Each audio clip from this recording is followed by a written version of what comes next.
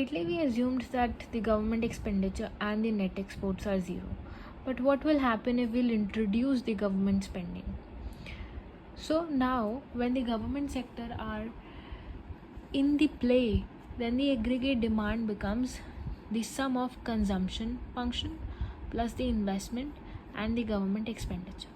So the consumption depends on the disposable income now. So the disposable income is basically income plus the transfers minus the taxes.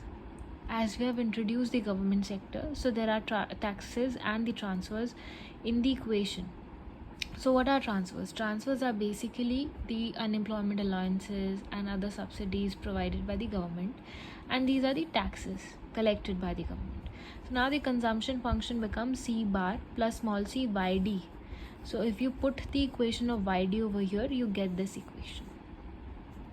Now if we talk about the fiscal policy, the government expenditure is taken to be a constant G bar, and the transfers provided by the government is also a constant TR bar. The taxes are at the rate of T. So the tax rate becomes TY, taxes becomes TY. Now the consumption function, if you'll rewrite the equation, you'll get C bar plus small c, and the in the bracket you take y plus TR bar minus TY. So you get this equation after further simplifying it and taking y together. Now for the equilibrium, you need an AD, final AD equation. So you put all these equations together, this equation together, and you rewrite as the autonomous consumption plus the marginal propensity to consume into the total transfers plus the investments plus the government expenditure plus the marginal propensity to consume into 1 minus t, the tax rate, into y.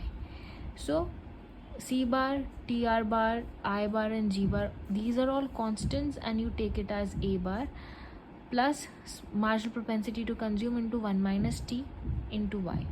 So this is the final equation of aggregate demand, and at equilibrium, aggregate demand is equals to the output. So if you'll put aggregate demand is equals to output or the income, you will get this equation, this and this.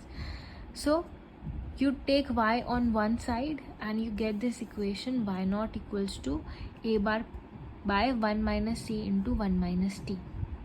A bar is a constant, okay. So 1 upon 1 minus c into 1 minus t is basically a multiplier when the